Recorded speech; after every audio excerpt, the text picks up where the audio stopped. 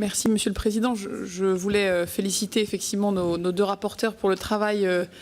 qui montre bien qu'à partir d'une question budgétaire, on peut finalement tirer le fil beaucoup plus loin et aborder des sujets à la fois d'aménagement, mais aussi de vie collective, d'éducation, d'emploi, de développement économique, et qui montre bien qu'un territoire, finalement, pour fonctionner, il a certes besoin de logements, mais il a besoin de beaucoup d'autres infrastructures pour que ces logements trouvent un sens et la mixité que nous souhaitons tous ici.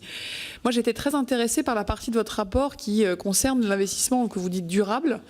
et donc tous les éléments, tous les outils nouveaux ou à renforcer pour que la rénovation ne soit pas la rénovation d'un jour, mais bien la capacité à offrir une qualité de vie et d'habitat qui, dans le temps, reste de bonne qualité. Tout votre travail sur les copropriétés dégradées, sur les alertes et plus largement sur l'inclusion des charges d'entretien dans les frais financiers me semble extrêmement important pour que la dépense publique, bien sûr, elle est tout à fait importante et c'est un investissement, mais soit surtout dans le temps tout aussi efficace que au moment où les nouveaux immeubles fleurissent et voient le jour et sortent de terre. Élu de Massy et d'une circonscription au nord de l'Essonne où beaucoup de